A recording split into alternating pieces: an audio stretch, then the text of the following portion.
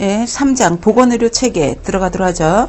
3장에서는 뭐에 관한 내용을 할 거냐면 우리가 크게 국가의 보건의료 시스템에 대한 얘기를 합니다.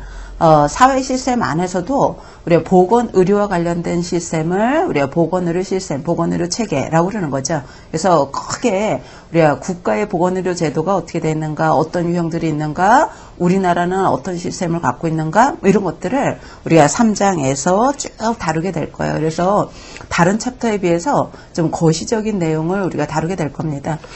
먼저 우리가 보건의료 국가 1절 국가보건의료 체계 들어가도록 하죠. 우리 개념에서는 간단하게 설명하자면 한 나라의 사회 시스템 중에서도 보건의료와 관련된 시스템이다. 이렇게 볼 수 있는 거죠. 그죠? 보건에 관한 우리가 그 보건의료와 관해서 수요 공급을 어떻게 할 것인가에 관한 우리가 제도를 보건의료 제도, 보건의료 체계, 보건의료 시스템 이라고 그러는 거예요. WHO에서는 이 한 나라의 보건의료 체계를 구성하는 요소를 5가지로 얘기했거든요. 요거 문제로 많이 나옵니다. 그래서 5가지 구성 요소 잘 알아두셔야 되는데 우리 한 나라에서 갖고 있는 보건의료 시스템 구성 요소 그게 첫 번째가 우리가 제일 중요한 요소인데요. 그 보건의료 서비스를 제공하기 위해서는 가장 우선적으로 자원이 개발돼야 돼요. 그래서 첫 번째 요소가 보건의료와 관련된 자원입니다. 자원. 여러분들 보건의료 자원에는 뭐 인력, 시설, 장비, 물자, 지식, 기술 이런 것들 다 포괄하는 거예요. 그래서 우리가 자원 개발이 가장 우선돼야 되는 거고요. 그 다음에 두 번째 요소는 요 자원을 우리가 자원을 통해서 서비스를 제공하기 위한 조직들이 있어야 되겠죠. 그래서 자원을 조직화해야 되는 거예요. 우리 자원의 조직화 이렇게 나오기도 하고 또는 결국은 자원을 조직화한 결과물이 보건, 의료 조직이 되겠죠. 보건의료 조직을 우리가 개발해야 되는 거고요. 그 다음에 보건의료 조직은 우리가 어떻게 구분할 수 있냐면 조직이 어디에 소속됐는가에 따라서 국가조직도 있고 건강보험 조직도 있고 비정부 조직도 있고 순수 민간 조직도 있을 거고 뭐 여러 가지가 있다는 거예요. 그래서 두 번째 요소가 조직을 개발해야 될 거고요. 그 다음에 세 번째는 뭐가 있어야 되냐면 세 번째로는 여러분들 보건의료 서비스를 생산해서 제공하려면은 보건의료 서비스 생산과 제공에 있어서 우리 경제적 지원이 있어야 되겠죠. 그래서 세 번째 요소가 경제적 지원입니다. 여러분들 여기서의 경제적 지원이라는 것은 우리가 지금 하는 게 보건의료 시스템이잖아요. 보건의료와 관련된 경제적 지원을 얘기하는 거예요. 사회 전체의 재원을 얘기하는 게 아니라 보건의료와 관련된 경제적 지원을 얘기하는 거죠. 그래서 경제적 지원 이렇게 나와도 되고 구체적으로는 보건의료와 관련된 우리가 재원이다. 재정이다. 이렇게 얘기할 수 있겠죠. 보건의료 관련된 재정이 있어야 되는 거예요. 재정. 여러분들 요거 꼭 기억을 해주셔야 되는 이유가 WHO에서는 요 재정을 자원으로 놓지 않고 새로운 하나의 독립된 요소로 분리했다는 거 알아주셔야 돼요. 그만큼 보건의료 서비스 생산하고 제공하는 데 있어서 재원 조달이 그만큼 아주 중요하다는 거죠. 그래서 재원 하나의 요소로 분리했다더라. 우리 재원을 조달하는 방법은 공공을 통해서 조달할 수도 있고 고용주를 통해서 조달할 수도 있고 그 다음에 민간기관 또는 지역사회 기부, 외국의 원조 그 다음에 가게나 개인을 통해서 조달할 수 있습니다. 그 다음에 네 번째 요소가 뭐가 있어야 되냐면 우리가 관리가 있어야 돼요. 우리가 관리 또는 관리, 통제 이렇게 얘기를 하는 거죠. 여기서의 관리 통제는 우리가 보건의료와 관련된 국가의 관리 통제를 얘기를 하는 거예요. 그래서 보건의료가 생산되고 제공되기 위해서는 제공되되 효율적으로 우리가 자원 낭비하지 않으면서도 보건의료 서비스를 제공하기 위해서는 우리가 국가의 관리 통제가 있어야 된다는 거죠. 구체적으로 우리 관리 통제 내용으로는 우리가 지도성 발휘하는 것, 그다음에 기획, 실행, 감시, 평가, 정보 지원에 있어서 우리가 의사결정하는 것, 그리고 뭐 보건의료와 관련된 통제를 하기 위한 보건의료와 관련된 법규 개발하는 것, 이런 것들이 우리가 관리 통제의 하부 요소라고 볼 수 있어요. 구체적인 요소다 이렇게 볼 수 있고요. 그 다음에 다섯 번째 요소가 뭔고 하면 결국은 이 보건의료 자원을 통해서 결과물로 나와야 되는 것이 보건의료, 결국 보건의료 서비스를 생산해서 제공을 해야 되는 거죠. 여러분들 보건의료 제공 이렇게 나와도 되고요. 결국은 의료 서비스가 결과물로 나온다는 거예요. 보건의료 서비스라고 해도 되고 보건의료 서비스가 전달되는 거기 때문에 보건의료 전달 다 같습니다. 보건의료 제공이다, 서비스다, 전달이다 이렇게 얘기를 하는 거죠. 그래서 WHO에서는 한 나라의 국가보건의료체계 구성 요소를 요 5가지로 얘기했거든요. 이거 문제로 이미 너무나 많이 나왔던 내용이에요. 그래서 5가지 요소 잘 아시고 하부 구성 요소 뭐가 어디에 들어가는가 잘 알아주셔야 되고요. 이거를 우리가 체계 과정으로 설명하자면 요거는 뭐쯤에 해당되냐면 투입쯤에 해당됩니다. 투입쯤에 해당될 거고 그 다음에 자원을 조직화하고 경제적 지원, 재정을 조달하고 또 관리 통제하고 요렇게는 뭐쯤에 해당되냐면 과정쯤에 해당된다고 볼 수 있어요. 과정. 그 다음에 결과물로 나오는 게 뭐냐?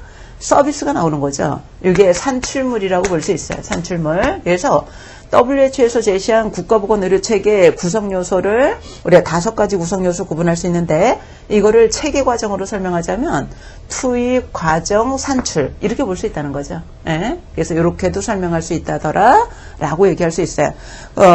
그러면 우리가 요 하나하나 요소에 대해서 좀 더 자세하게 보도록 하죠. 먼저 보건의료 자원 개발 봅시다. 우리가 보건의료 자원에는 인력, 시설, 장비, 물자, 지식기술 이런 게 다 포함된다 그랬죠. 그 중에서 가장 중요한 자원이 뭐냐? 우리가 가장 중요한 자원은 인력 자원이라고 볼 수 있어요. 인력 자원이 가장 중요하고요. 결국은 이 서비스라는 것이 자원 중에서도 우리가 사람에 의해서 대부분 서비스가 나오는 거거든요. 그렇기 때문에 자원 중에 제일 중요한 게 인력 자원. 여러분들 여기에서 인력이라는 것은 보건의료에 종사하는 모든 사람을 다 포함합니다. 그러니까 보건의료 관련법에 의한 인력은 모두 다 포함하는 거죠. 의료법에 의한 인력, 그 다음에 의료기사에 의한 인력, 그 밖에 건강증진법, 그 응급의료에 관한 법률, 등등등 관련법에 의해서 배출된 인력은 다 포함을 합니다. 그 중에서 우리가 의료법에 의한 인력, 중에서도 우리가 의료인이라고 규정한 5종이 있거든요.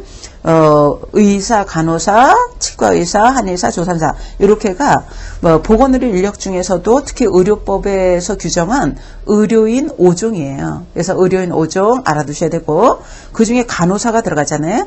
우리가 간호사 중에서도 우리가 전문 간호사라는 게 있죠. 전문 간호사.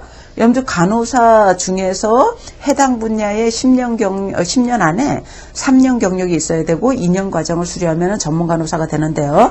전문 간호사가 지금 현재 13가지예요. 우리 2000년도까지 4가지가 있었어요. 보건, 마취, 정신가정. 근데 2003년도에 6가지가 더 추가됐죠. 감염, 산업, 응급, 노인, 중환자, 호스피스 이렇게 들어가서 10종이 됐고 그다음에 2006년도에 3종이 우리가 더 추가됐어요. 종양, 임상, 아동 이렇게. 그래서 지금 현재 총 13종입니다. 우리 간호사 중에서도 우리 전문 간호사가 13종이다는 것. 이거 문제 많이 나오거든요. 그래서 꼭 암기해 주시기 바라요. 예, 암기해 주시고 그다음에 시설은 보건의료 시설을 얘기하는데 여러분들 이 자원 중에 제일 중요한 게 인력 자원이라고 그랬죠. 인력 자원 받고 그다음에 두 번째 자원으로 우리가 시설 자원을 봐야 되겠죠. 여러분들 그 시설 자원은 요 시설이라는 것이 보건의료 시설이겠죠. 그러니까 보건의료 시설은 보건기관 시설. 우리가 보건기관하고 여러분들 이 보건기관이라는 것이 지역보건법이나 농특법에 의한 기관을 얘기를 합니다. 구체적으로 보건소, 지소, 진료소 이렇게가 들어가겠죠. 그래서 보건기관도 들어가는 거고요. 그 다음에 의료법에 근거한 의료기관도 포함되는 거예요. 그래서 여기서 시설이라는 것이 보건의료시설이잖아요. 그러니까 우리가 보건의료시설은 보건시설하고 의료시설 이렇게 나눌 수 있다는 거예요. 보건기관 시설, 의료기관 시설, 보건소, 지소, 진료소 이런 것들이 들어갈 거고요. 의료원 이렇게 들어갈 거고 요 의료기관, 의료시설 같은 경우에는 의료법에 의한 시설을 얘기하는 거죠. 의료법에 의한 시설을 얘기하는데 얘기한다는 거. 요거는 좀 이따 더 세부적으로 볼 거예요. 예, 그 밖에도 자원에는 장비나 물자, 지식과 기술 이런 것도 포함합니다. 장비, 물자, 지식, 기술은 우리가 자원에 포함된다더라. 이렇게 알아주시면 되겠죠. 예, 다음 장 넘기시면은 참고해서 여러분들 요 의료기관을 세부적으로 이렇게 분류했잖아요. 우리가 의료기관은 의료법에 의한 기관을 얘기하는데 총 9종입니다. 종합병원, 병원, 치과병원, 한방병원, 한방병원 옆에다가 가로치시고 노인병원 이렇게 쓰세요. 지금은 우리 아니 요양병원 밑에다 가로치시고 노인병원 이렇게 쓰시기 바랍니다. 노인병원을 포함한 요양병원, 그다음에 의원, 치과의원, 한의원, 조산원 이렇게 분류하고 있어요. 의료기관은 총 9종으로 분류한다더라. 이렇게 알아주시고 그 중에서 우리가 병원급은 베드가 30베드 이상인 경우가 병원급, 종합병원은 100베드 이상인 경우를 우리가 종합병원 이렇게 분류하죠. 여러분들 종합병원 중에서도 뭐 입원 환자가 700명 이상 이다 또는 입원 환자 500명 이상이다 이런 그 대형 종합병원 같은 경우 보건복지부 장관이 지정하는 3차 종합병원이 있는데요. 3차 종합병원이라고 해도 되고 종합전문 요양기관이라도 돼요. 종합전문 요양기관 을 우리가 보건복지부 장관이 지정할 수 있다는 것이죠. 그래서 의료기관은 9종으로 구분한다더라. 우리가 병원급은 30베드 이상, 종합병원은 100베드 이상, 종합병원 중에서도 규모가 큰 종합병원은 3차라고도 하고 종합전문 요양기관이라고 해서 보건복지부 장관이 지정한다더라. 이렇게 일단 정리할 수 있어요. 그래서 우리가 이 5가지 구성 요소 중에 뭐에 대한 얘기를 제일 먼저 했냐면 요 자원에 대한 얘기를 한 거예요. 자원. 그래서 인력 자원, 시설 자원에 대한 얘기를 중점적으로 살펴봤죠. 예, 그 다음에 두 번째로 요 자원의 조직화에 대한 얘기로 이제 넘어갑시다. 자원의 조직화. 여러분들 자원의 조직화 그래도 되는 거고 보건의료 조직이라도 되는 거예요. 보건의료 조직. 여러분들 우리가 보건의료 조직 앞에 보건의료를 빼고 그냥 조직 우리가 조직을 크게 분류하자면 국내에 있는 조직이 있고요. 국내에 있는 조직이 있고 그다음에 국제 조직 국제 조직 이렇게 나눌 수 있어요. 크게는 우리가 국내 조직, 국제 조직 이렇게 나눌 수 있는데 이 국내 조직도 우리가 국가에 속한 조직이 있고 우리가 민간 조직 이렇게 구분합니다. 공공과 민간 이렇게 구분할 수 있다는 거죠. 여러분들 공공조직에서도 중앙에 있는 조직이 있고요. 중앙 조직이 있고 그 다음에 지방에서 우리 관리 운영하는 지방 조직 이렇게 나눠지고요. 이 민간 조직은 여러분들 이 공공 조직에서 하는 역할하고 비슷한데 공공에 속하지는 않는다. 이 조직을 비정부 조직이라고 그래요. 비정부 우리 조직. 우리 약자로 NGO라고 그러죠. NGO 조직이 있고요. 그 다음에 순수 민간. 우리가 뭐 보건의료 조직은 영리를 추구하는 게 일반 사기업보다 제한되어 있지만 어쨌든 조직 중에서 비교적 영리성을 추구하는 순수 민간. 여러분들 순수 민간이라 해도 되고요. 또는 독립적 민간 조직이라고 나와 있죠. 독립적 민간 조직이라고 해서 우리가 PPO 조직이 있어요. 그래서 이렇게 분류한다는 것. 근데 시험 문제는 우리나라는 여기가 대부분을 차지하거든요. 순수 민간 조직. 대부분 쉽게 얘기하자면 개인이 운영하는 병원이 차지한다는 거죠. 그런데 문제는 여기서 많이 나오지 않아요. 대부분의 문제가 우리가 여기서 다뤄집니다. 왜 그런 거 하면 우리가 다루는 게 한 나라의 보건의료 시스템에 대한 걸 하는 거잖아요. 결국 우리가 국가에서 하는 보건의료 시스템 활동을 중점적으로 다루다 보니까 우리가 문제에서도 여기서 주로 나온다기보다 주로 공공에서 많이 출제가 됩니다. 그래서 여러분들 여기에 집중해서 보시면 돼요. 여기는 아직까지 출제가 거의 안 되다시피 했다고 볼 수 있어요. 그래서 이 부분을 중점적으로 우리가 살펴볼 거고 국제조직 같은 경우에는 뭐 출제 빈도가 높지 않습니다. 높지 않는데 간혹 가다가 등장하는 게 뭐냐? 우리의 보건의료와 관련해서 가장 권위 있는 국제기구가 여러분들 UN 안에 전문기구로 설치가 되어 있는 우리의 WHO라는 게 있어요. 세계보건기구라고 해서 전문기구인 WHO가 있고 그 다음에 UN의 직속기구 직접 명령 지시를 받아서 활동하는 우리의 유니세프 유니세프라는 기구가 있죠. 그래서 요 WHO나 유니세프 그 밖에 기타 우리 보건의료와 관련된 국제기구들이 있는데 거의 다뤄지지 않습니다. 그래서 국제기구에서는 WHO나 유니세프 그 중에서도 얘도 나온 적이 없어요. 요게 간혹 가다가 출제된 아주 소수로 많이 나오지 않습니다. 그래서 아주 드물게 요 WHO에 대한 얘기가 나오는 경우가 있다. 이렇게 정리할 수 있어요. 그러니까 여러분들 공부하실 때 집중해서 보셔야 되는 게 여기 공고. 그 다음에 우리가 간혹 가다가 출제되는 게 요 WHO다. 이렇게 우리가 일단은 알고 들어가면 좋겠죠. 여러분들 요 중앙기구에 대한 얘기를 먼저 해보도록 합시다. 중앙기구. 여러분들 중앙기구 안에서도 보건의료와 관련한 것을 가장 담당하고 있는 가장 주무부처가 어디냐? 여러분들 정부부처 중에서도 보건의료와 관한 주무부처가 뭐 다 알겠지만 보건복지부가 되는 거죠. 요 보건복지부. 그래서 보건복지부에서는 어떤 업무를 하고 있는가? 그 다음에 우리나라 같은 경우에는 보건복지부에서 지방에 관한 보건기구, 요 지방기구를 다 관장하지 않아요. 기술적으로만 관장하고요. 실제적으로 행정, 관리, 지도, 예산, 인사 이런 것들은 어디서 담당하고 있냐면 행정안전부. 근데 이번에 정부가 출범하면서 명칭을 바꿨죠. 안전이 더 우선이다. 그래서 안전이 앞으로 나왔어요.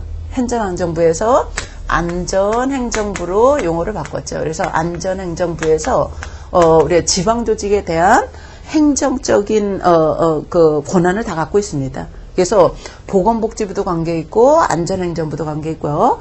그 다음에 관련 부처가 있어요. 관련 부처. 여러분들 그 중앙에서 보건복지부에서 보건과 복지에 관한 것을 주로 담당하지만 일부 보건 업무는 관련 부처에서 담당합니다. 교육부에서는 우리 교육부 학교보건 담당하고요. 그 다음에 고용노동부라는 부서가 있죠. 고용노동부. 고용노동부에서 산업보건을 관장하고 있어요. 산업보건. 그 다음에 환경부라는 부처가 있죠. 환경부에서는 우리가 보건 중에서 환경보건을 담당하고 있어요. 그래서 이 중앙부처가 시험 문제 나올 때는 요렇게 알아두시면 돼요. 이렇게. 요거 알아두시면 됩니다. 그래서 하나하나 일단 교재에 나온 거 보도록 할까요? 여러분들 보건복지부는 국민의 건강 복지와 관한 것을 담당하는 주무부처다는 것. 주무부처인데 지방보건 조직에 대해서는 기술지도 감독권만 갖고 있다는 것. 여러분들 일반 행정적인 거는 그 안전행정부에서 맡고 있어요. 그래서 기술적인 권한만 갖고 있다는 거 이거 꼭 알아두도록 하시기 바랍니다. 그 밖에 보건의료 자원이라든가 서비스 조직화라든가 이런 것들은 다 보건복지부에서 맡고 있는 거예요.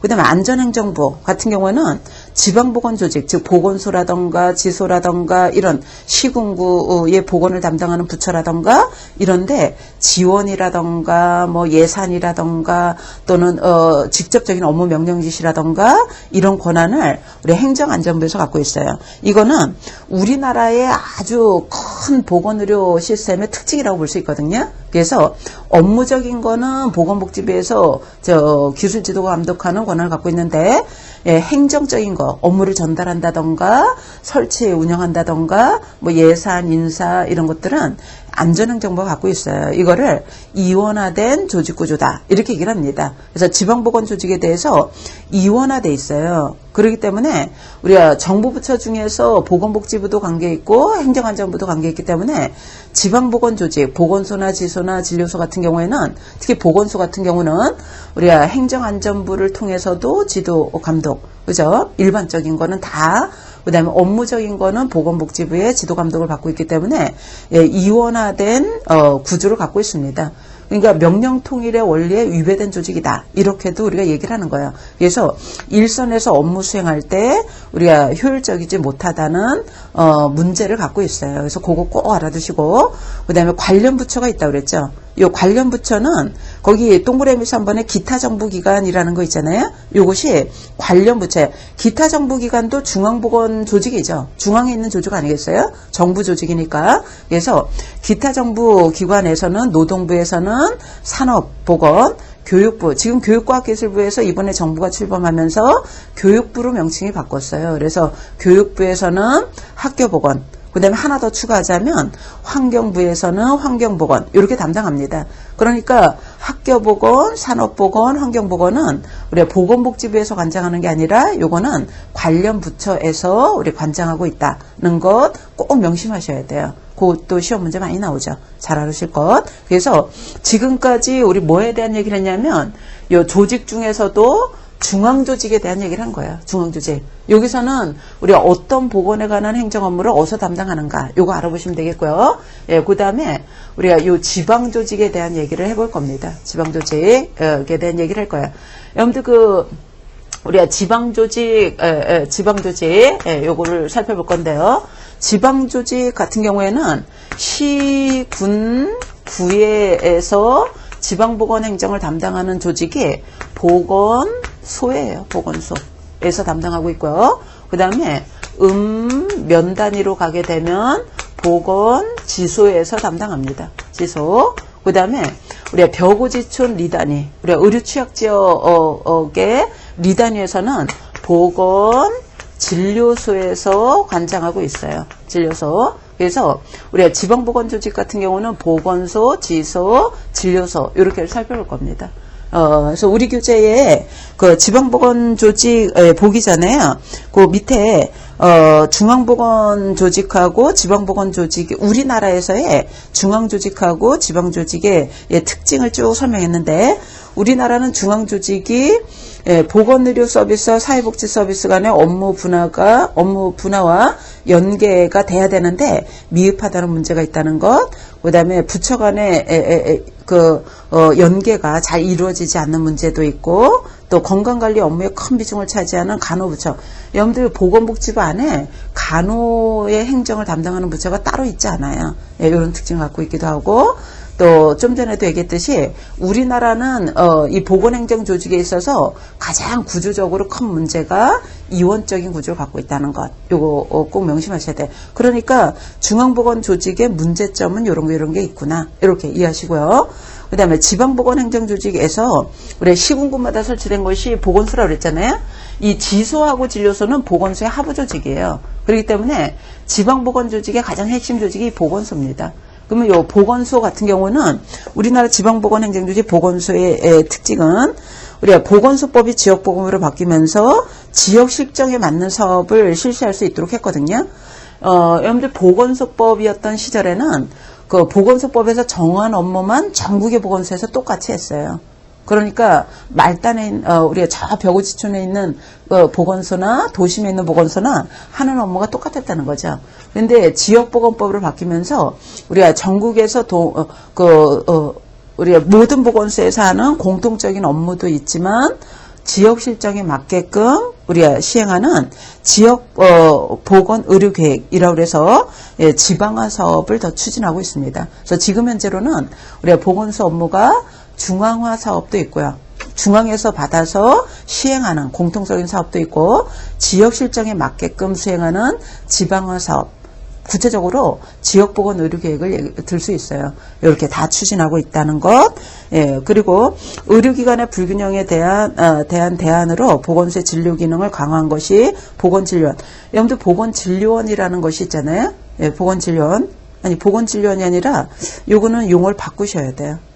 보건의료원으로. 진료원이 아니라 의료원이라고 그래야 돼요. 의료원. 우리가 보건의료원이라는 게 있죠. 의료원은 보건소 조직 중에서도 진료 기능을 강화한 보건소 조직을 보건의료원이라고 그래요. 진료원이 아니라 의료원이라고 그럽니다. 의료원이라고 그러고요. 그 다음에 보건소에서는 보건과 복지가 연계돼서 지금 추진하고 있고 통합보건 사업으로 추진되고 있고요. 그다음에 지역보건 의료계획에 의해서 하위상달, 그러니까 우리 예전에는 위에서 아래로 전달받은 중앙화 사업만 했는데 지역보건법이 제정되면서 지역보건 의료계획이라고 해서 지방화 사업, 지역 실정에 맞는 하위상달이니까 밑에서 위로 올라가는 사업이잖아요. 상향적인 사업을 우리가 실시하고 있다는 특징을 갖고 있습니다. 그래서 우리가 중앙의 보건복지부는 어떤 문제가 있는가, 지방보건 보건행정을 담당하는 핵심 기구인 보건소에서 하는 업무의 특징이 최근에는 이러이러한 특징이 있다는 거 살펴봤고요. 예, 그 다음에 그 보건소, 지소, 진료소는 좀 전에 했죠. 시군구의 보건소, 읍면단위 보건지소, 리단위에 보건진료소가 설치됐다라고 그랬죠. 그래서 지금까지 우리가 조직 중에서도 요 공공조직에 대한 얘기를 한 거예요. 공공조직. 대부분의 문제가 여기서 출제가 될 거예요. 그리고 여기서 하는 업무에 관한 것이 문제로 많이 출제가 되는데 그건 뒤에서 우리가 살펴보게 될 겁니다. 살펴보는 것. 그 다음에 민간 조직하고 독립적 민간 부분 해서 소개하고 있잖아요. 요거는 우리나라에서는 공공조직보다 민간이 우세하죠. 그런데 여기는 출제 빈도가 별로 높지 않아요. 그래서 요 민간 조직은 우리가 비정부 조직, 정부에서 하는 업무를 보완하는 성격을 갖고 있는데 정부에 소속되어 있지는 않은 NG 조직, 순수 민간 조직 PPO가 있다. 요 정도만 그냥 짚고 넘어가고요. 우리나라의 대부분의 조직은 여기에 속한다더라. 우리가 이게 압도적으로 많다. 이렇게는 알고 넘어가셔야 돼요. 그리고 순수민간 조직, 쉽게 얘기하자면 병원인 거죠. 병원 조직은 우리 농어촌보다는 대도시에 집중되어 있는 그런 성격을 갖고 있어요. 그러니까 시험 문제는 여기서 많이 나오긴 하는데 야, 우리나라의 현실이 어떠냐 이렇게 물으면은 우리나라는 공공민간 중에 민간 쪽에 치중되어 있다더라는 것. 공공이 부족하죠. 공공이 열세, 민간이 우세. 민간 안에서도 대다수가 순수민간이에요. 90% 이상이 순수민간, 병원 조직이 대부분을 차지하고 있다. 이렇게 볼 수 있어요. 영국 같은 나라는 이 공공이 대부분을 차지하고 있는데 우리나라는 여기서 대부분을 차지하고 있습니다. 그래서 그런 실정이라더라. 이렇게는 알고 넘어가셔야 되고요. 그 다음에 국제조직은 좀 전에 얘기했듯이 이 국제조직은 출제빈도 여기도 높지 않다고 그랬죠. 근데 간혹 가다가 여기서 등장하는 것이 WHO 정도는 등장할 수 있어요. 그래서 우리 교재 WHO를 소개하고 있는데요. 48년도 4월 7일에 발족을 했어요. 그래서 4월 7일을 기념해서 우리가 보건의 날로 설정을 했고요. 우리나라는 그 다음에 우리가 49년도에 가입이 돼 있고요. 49년도에 가입했고 우리가 WHO는 전 세계 지역을 6개 지역으로 나눴는데 우리나라가 속해 있는 곳은 서태평양 지역 안에 속하고 요 지역사무소가 소재하고 있는 곳은 필리핀 마닐라에 속하고 있습니다. 마닐라에 소재하고 있어요. 그래서 우리나라는 49년도에 가입했다. 그 다음에 서태평양 지구에 속한다. 지역사무소가 우리가 마닐라에 있다더라. 이 정도만 짚고 넘어가도록 하죠. 유니세프 같은 경우에도 나올 수는 있지만 아직까지는 출제됐던 적이 없어요. 그래서 국제기구는 WHO가 어쩌다가 한번 나온 적이 있고 나머지는 거의 다뤄진 적이 없죠. 유니세프는 어느 정도만 알고 넘어가셔도 될 것 같으냐면 우리가 유엔의 직속기구로 설립이 돼 있는데 우리가 모자보건을 위해서 창설된 기구예요. 예? 국제연합 아동구호기금이라는 뜻을 갖고 있죠. 그래서 모자보건 사업을 하기 위해서 설치된 기구입니다. 그러면 WHO는 보건에 관한 것을 광범위하게 다루는 조직이거든요. 그런데 기술적인 부분을 다룬다면 유니세프는 보건 중에서도 모자보건을 다루는 기구고 기술적인 걸 다루는 게 아니라 뭐 물품이라던가 그다음에 뭐 인력 파견이라던가 이런 실제적인 구호 작업을 하고 있어요. 그래서 좀 성격이 좀 다르구나 이런 거죠. 여러분들 모자보건이 WHO하고도 관계 있고 유니세프하고도 관계 있는데 실질적인 지원하고 관계 있는 게 유니세프고요. 기술적으로 지원하는 것이 WHO라고 보시면 되겠어요. 나머지 기구는 그냥 참조 수준으로 보시면 될 것 같습니다. 참조. 그래서 지금까지 우리가 한 나라의 보건의료 제도 구성 요소 중에 제일 먼저 자원에 대한 얘기를 했고요. 인적 자원, 시설 자원 이런 것들 다뤘죠. 그 다음에 두 번째인 우리가 조직에 대한 얘기를 한 거예요. 조직 크게 이렇게 분류할 수 있다더라. 주로 시험 문제 여기서 나온다더라. 이렇게 공공조직 위주로 살펴봤고요. 그 다음에 세 번째 요소가 경제적 지원, 보건의료 재정입니다. 그래서 재정에 대한 얘기를 우리 세 번째로 우리 세 번째가 재정이 아니라 요걸 소개하고 있네요. 보건의료 제공. 요거 먼저 보도록 하죠. 보건의료 서비스 제공. 이거는 결과물로 나온다고 그랬잖아요. 우리 자원을 활용을 해서 결과물로 나오는 것이 보건의료 서비스인데 여러분들 WHO에서는 이 보건의료 서비스를 세 가지로 분류했어요. 1차, 2차, 3차 이렇게 분류했죠. 이거는 우리 저 앞에서 뭘 다뤘었냐면 질병의 자연사에 따른 예방 수준을 다뤘었죠. 우리가 질병에 걸리기 이전의 예방 수준이 1차. 그래서 1차 예방 서비스, 그 다음에 질병에 걸렸을 때 서비스가, 예방 서비스가 2차 예방 서비스, 그 다음에 회복 단계에서의 예방이 3차 예방이라고 그랬죠. 그래서 WHO에서도, 우리가 클라크 교수가 제시한 우리 1차, 2차, 3차 예방 수준을 그대로 적용하고 있어요. 그래서 서비스는 1차, 2차, 3차 이렇게 분류하고 있다는 것. 그 다음에 네 번째로 소개한 게 요거죠. 우리 교재는 네 번째로 보건의료 재정을 소개하고 있잖아요. 여러분들 재정을 조달하는 방법이 공공고용주, 민간기관, 또는 기부, 외국의 원조, 개별이나 가게를 통해서 조달하는 방법, 이런 방법들이 있어요. 그래서 요 보건의료에 사용되는 재정을 조달하는 방법은 여러 가지가 있다. 이렇게 알아주시고요. 무엇보다도 여기에서는 문제가 어떤 것에 집중하냐면 이 보건의료에 사용되는 재정의 규모가 나날이 급증하고 있습니다. 우리나라도 보건의료에 사용되는 재정의 규모가 물가 상승률을 초과해서 너무나 빨리 오르는 게 문제가 되고 있거든요. 그죠? 그 중에서도 여러분들 요 보건이 있고 의료가 있죠. 우리가 보건 서비스 제공하는 거나 의료 서비스 제공하는 데 사용되는 재정을 얘기하는데 우리나라 같은 경우에는 보건의료 재정의 상당 부분을 우리가 의료에 쓰고 있어요. 보건보다는 의료비, 그러니까 치료비에 대부분을 쓰고 있죠. 그래서 우리나라는 보건의료 재정 규모가 커지는 문제점을 갖고 있는 나라인데 그 중에서도 요 의료비가 급증하는 문제를 갖고 있는 나라입니다. 그래서 시험 문제는 요 보건의료 재정과 관련해서는 뭐에 대한 얘기가 대부분을 차지하냐면 의료비에 대한 얘기가 대부분을 차지하고 있어요. 그래서 시험 문제는 요게 나올 거다 이렇게 예측하셔도 됩니다. 요 보건의료 재정과 관련해서 의료비가 급증하는 문제를 갖고 있다는 거죠. 그래서 우리 교재 보시면은 거기 포인트 부분에 국민의료비 개념이 나와 있죠. 여러분들 의료비 앞에 국민자를 붙여도 되고 빼도 돼요. 여러분들 의료비다 또는 국민의료비다 이렇게 얘기하는 거는 국가 전체로 봤을 때 의료에 사용되는 비용을 다 합산한 것을 국민의료비라고 그러는 거예요. 그러니까 개인이 낸 거, 가게에서 낸 거, 또는 조직에서 낸 거, 국가가 지불한 것, 이런 것들을 다 포함해서 우리가 국민의료비다라고 그러는 거죠. 예, 다 포함한 거다. 이렇게 알아주시고요. 우리나라는 이 의료비가 너무 빨리 올라가서 문제가 된다고 그랬잖아요. 그러면은 의료비를 우리가 억제시켜야 되는 문제점을 갖고 있는 우리나라는 과제를 갖고 있는 거야.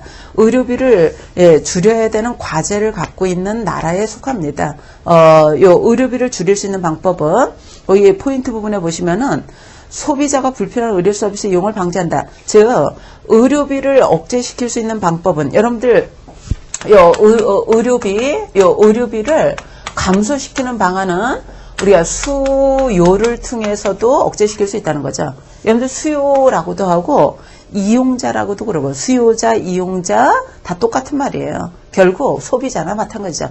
의료 서비스 이용하는 사람들을 얘기하는데 수요를 통해서도 의료비를 억제할 수 있다는 거죠. 예, 불필요한 서비스 이용을 막음으로써 우리가 의료비를 억제할 수도 있다는 거. 대표적인 것이 이 수요를 억제하는 게 본인 부담금 같은 걸 들 수 있어요. 예. 그 다음에 두 번째로 억제하는 방법이 거기서 쭉 설명한 것이 뭐냐면 제공자를 통해서 억제할 수 있다는 거죠. 여러분들 의료 서비스를 제공하는 사람, 제공자 그래도 되는 거고 우리가 공급자라고 그래도 돼요. 공급. 그죠? 공급자를 통해서 억제하는 방법도 있다는 거예요. 대표적인 것이 우리가 공급자를 통해서 억제하는 방법은 국가가 의료 수가를 사후 수가에서 사전 수가로 바꾸게 되면은 요 공급하는 사람들이 불필요하게 과잉 서비스를 제공하지 않는다는 거예요. 사전 수가 제도 중에서 우리나라가 작년도부터 강제 적용한 것이 우리 7가지 질병에 대해서 우리가 강제 적용하는 것이 DRG입니다. 그래서 포괄수가제라는 거죠. 그래서 요 포괄수가제 같은 것이 요 공급자를 통해서 의료비를 줄이는 대표적인 방법이에요. 그 밖에 등등등이 있는데 우리가 그 수가제도가 대표적이다. 사전 수가제도가 대표적이다. 이렇게 볼 수 있고요. 그 다음에 세 번째로는 우리가 국가 관리, 국가가 요 의료비를 낭비하지 않도록 잘 관리하고 통제함으로써도 줄일 수 있다는 거예요. 우리가 의료비를 관리 운영하는 기구들이 있을 거 아니겠어요? 에서의 활동을 통해서도 줄여나갈 수 있고, 또한 국가가 요 수요라던가 공급을 통제시킬 수도 있습니다. 그래서 국가의 관리 통제를 통해서 의료비를 줄이는 방법은 수요나 공급을 통해서도 줄일 수 있고, 그 다음에 국가에서 의료비를 관장하는 부서를 통해서도 우리가 줄여나갈 수 있을 거라는 거예요. 그래서 이렇게 세 가지로 구분할 수도 있고요. 결국은 이 국가의 관리 통제도 수요나 공급과 관련되어 있기 때문에 대체로 의료비 감소 방안 그러면은 시험 문제는 이렇게 두 가지가 나올 거예요. 수요를 통한 억제 방법인가, 공급을 통한 억제 방법인가, 이렇게 알아보시면 됩니다. 대표적인 게 본인 부담금 등등등. 공급을 통한 것이 우리의 사전수가 제도가 대표적, 그 밖에 등등등이 있다는 것이죠. 우리가 문제를 풀어나가면서 더 보강을 하게 될 거예요. 네. 그래서 의료비 절감 방법은 수요, 공급 이렇게 나눌 수도 있고요. 그다음에 창고에서 나온 부분이 있죠. 그 부분 보시면은 의료비 억제 대책을 수요, 공급 이렇게 구분할 수도 있지만은 단기적, 장기적 이렇게 구분하기도 합니다. 여러분들 단기적인 방법은 요 수요나 공급을 억제하는 게 단기적인 방법이에요. 우리가 수요를 억제하는 게 본인 부담금 인상하는 것, 급여 범위를 제한하는 것 이런 거 들 수 있고요. 공급을 억제하는 방법은 의료 수가 상승을 억제한다던가 고가 의료기술이나 도입을 억제한다던가 도입이나 사용을 억제한다던가 그다음에 장비를 공동으로 사용하도록 그 방안을 강구한다던가 행정 절차를 효율적으로 관리한다던가 이런 것들 통해서 우리가 공급을 억제할 수 있거든요. 이런 것들 단기적인 방안이라면 장기적인 방안으로는 제도를 바꿔나가는 것이 장기적인 방법이에요.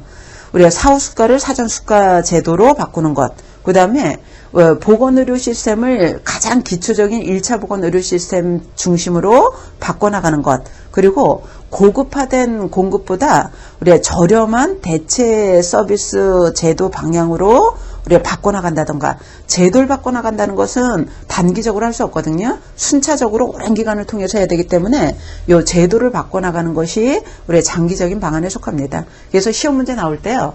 의료비 억제하는 방안은 수요 공급 이렇게 나오는 경우가 있고 단기적인 방안, 장기적인 방안 이렇게 나오는 경우가 있어요. 그렇게 알아보시면 될 거예요. 그래서 지금까지 요거에 대한 얘기를 한 거죠. 보건의료 재정. 우리 재정에 있어서 가장 심각한 게 의료비 증가다.